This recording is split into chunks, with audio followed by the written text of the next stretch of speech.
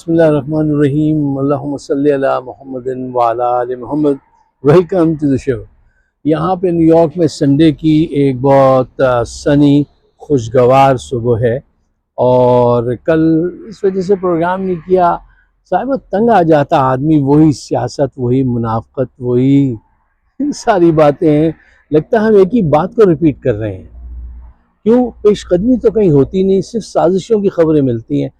तो जब कोई अहम खबरें ना हो या जो दिल को टच ना करें तो उस दिन छुट्टी कर लेनी चाहिए। क्या ज़रूरी है कि उस दिन भी हम कोई बात करें। अच्छा, आज मैं सुबह मीडिया देख रहा था, पाकिस्तानी मीडिया पर, कि किन चीज़ों की अहमियत है, किस पे बातचीत की जा रही है। बांग्लादेश ने पाकिस्तान को टेस्ट क्रिकेट में हरा दिया है, इस पे बहुत बात हो रही है। अरे साहब, ये कह के जिक्र किया जा रहा है कि पाकिस्तान की सरजमीन पर बांग्लादेश ने पाकिस्तान को शिकस्त दे दी। What a big deal. अगर आपको उनसे हारना इतना बुरा क्यों लग रहा है? उनको आप कमतर समझते हैं इस वजह से?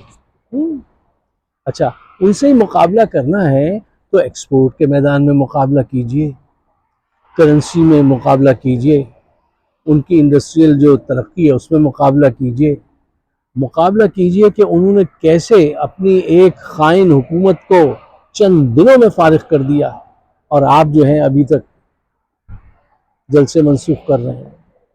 तो किस बात का कंपैरिजन कर रहे हैं? उस चीज़ का जिसकी अहमियत है, लेकिन इतनी सी अहमियत है ना, आप एक टेस्ट मैच हार गए, इंशाल्लाह अगला जीत जाएंगे। उसको छोड़िए, एक्सपोर्ट में मुकाबला कीजिए, एजुकेशन में मुकाबला कीजिए।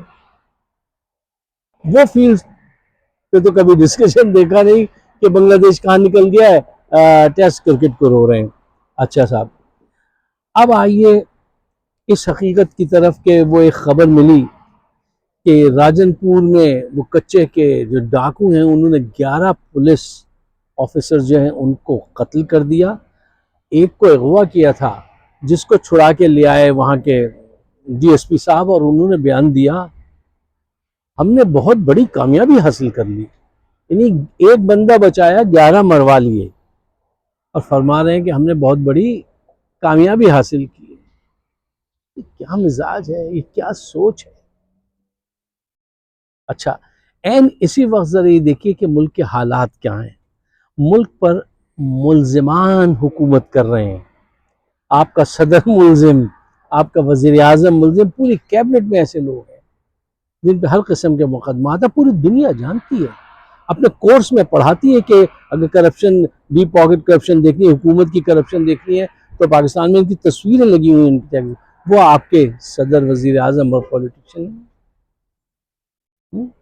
आज आपके सदन सिटीज कुछ हैं वहाँ पर केपी में, उसमें दाइश घुसाई है, लोगों से टोल टैक्स ले रही है।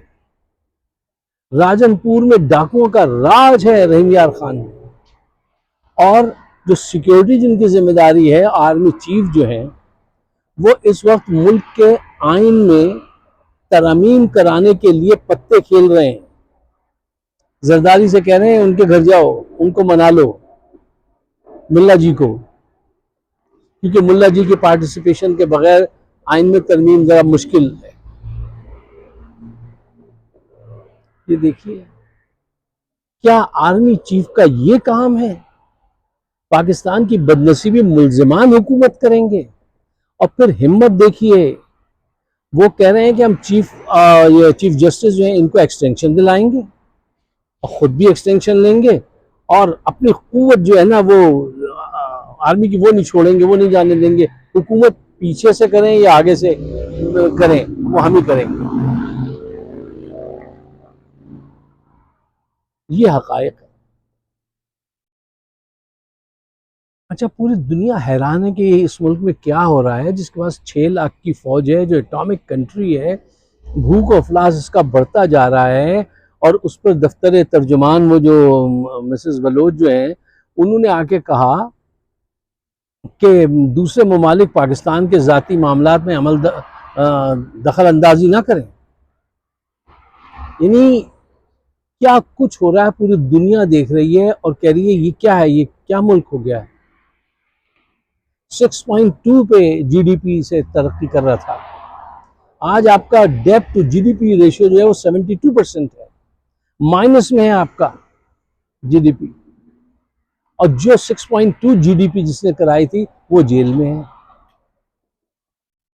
ये हासिल किया है आसिम मुनीर, हमनवा और इनकी हुकूमत ने। आप ये देखिए कि किस अंदाज से सरमायाकार भाग रहे हैं। सरमायाकार आते एक एक करके हैं, लेकिन जब भागने का वक्त आए तो एक साथ उड़ जाते हैं, जैसे कबूतर एक साथ उड़ जाते हैं ना, कहीं बहुत सारे कबूतर बैठे हों और आप एक पत्थर मार दें तो वो सब एक साथ उड़ जाते हैं, जाते चलते चले जा रहे हैं, और अब उनको वापस लाना कितना मुश्किल होगा। अच्छा, आखिरी बात मुख्तसरन आपके सामने जो मैं रखना चाहता हूँ वो ये है कि देखिए, अगर इन्होंने आइन में ये तरमीम कराने में आसिम मुनीर कामयाब हो गए तो समझिएगा कि पाकिस्तान का मुकम्मल बीड़ा गर्क हो जाएगा। क्यों? ये चीफ जस्टिस अपनी मर्जी का लाएंगे, मतलब इलीगल काम को लीगल करार दे देंगे, ये सूरत हाल हो जाएगी। लीगल कह के वो जो है ये लोगों को अगवा करेंगे और मारेंगे और पीटेंगे। अपनी पसंद का चीफ जस्टिस होगा और उससे जो फैसला कहेंगे वो फैसला करना पड़ेगा। इसके लिए आइन में तरमीम है। आइन में तरमीम कैसे होती है? 2/3 मेजॉरिटी हो, सारे सूबों का इत्तफाक हो, तो फिर ये बात होती है। आपको चाहिए है 224 अरकान असम्बली में, इसके लिए इनके पास है 212। अच्छा, मुल्ला जी के दर पे जो हाजिरियां लगा रहे हैं उसकी वजह यह है कि उनके पास नेशनल असम्बली की 8 सीटें हैं और सेनेट की 3 या 4 सीटें हैं। ये उनको मिलाना चाहते हैं।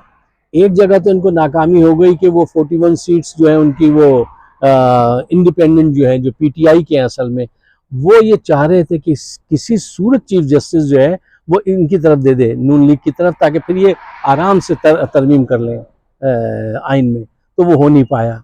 अब इनको बड़े पापड़ बेलने पड़ रहे हैं। उनके पास गए मुल्ला जी के। अच्छा, मुल्ला जी के लिए मैंने पहले भी एक दफ़ा आपसे बात की थी, मैं दोबारा कहता हूँ, इंसान की फितरत नहीं बदलती है। मुल्ला जी मफाद परस्त इंसान है। पाकिस्तान उनका वो नहीं है। उनके हाथ में एक पत्ता है, और वो क्या है कि वो स्टूडेंट्स को जो मदरसे में उनके पढ़ते हैं, मदारस उनके बहुत सारे, वहाँ से डिमॉन्स्ट्रेशन के लिए शहर में ले आते हैं। एक दफ़ा एक स्टूडेंट से पूछा, तुम यहाँ क्यों आए हो, ये क्यों गेट पे चढ़ रहे हो? तो उसने कहा, इस हुकूमत ने इस्लाम के खिलाफ बात किया है, हम इसलिए आए हैं। बाकी उसको कुछ पता नहीं।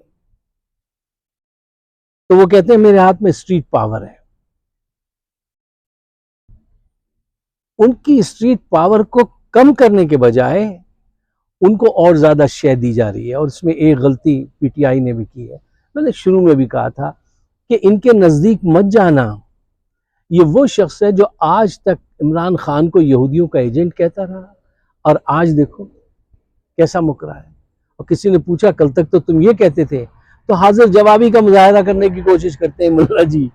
कहेंगे वो तो एहतजाज का उन्वा था, तुम तो सिर्फ उन्वा हो, असल दास्तां हम है। ये नहीं जवाब में कहा जर्नलिस्ट ने उनसे कि हम तुम्हारा हिसाब किताब करें, हमें पता होना चाहिए कि क्या मुनाफत तुमने फैलाई हुई है। अब जरदारी उनके घर जा रहे हैं नकवी को लेकर। किस लिए जा रहे हैं भाई? बंदूक का तोहफा किस लिए दे रहे हैं?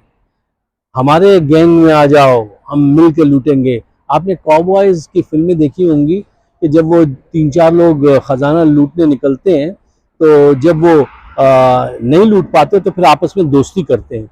जैसे ये मौलाना को मनाने के लिए निकले, एक दूसरे को मनाते हैं। एक घोड़े पे तस्वर कीजिए, मौलाना बेल्ट लगाए खजाना लूटने जा रहे हैं, दूसरे घोड़े पे जो है वो जरदारी है, पीछे शहबाज है, नकवी है, और चलते चले जा रहे हैं। खजाना लूटना है, हर सूरत में लूटना है, आओ हमारे साथ चलो।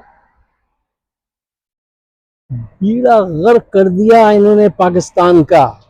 और अगर ये तरमीम कामयाब हो गई तो दी एंड का बोर्ड लग जाएगा। तो फिर तो हर इनलीगल काम जो है वो कहेंगे ये तो उसमें लिखा है आइन में, इसलिए हम जुल्म कर रहे हैं, इसलिए अगवा कर रहे हैं लोगों का। इसको कामयाब ना होने दीजिए। अगर आपको मेरी बात समझ में आती है तो बराए मेहरबानी पाकिस्तान के बेहतर मुस्तकबिल के लिए इसको शेयर कीजिएगा और मुझे अपने ख्यालात से ज़रूर नवाजिएगा। आप सबका बहुत शुक्रिया। खुदा हाफ़िज़।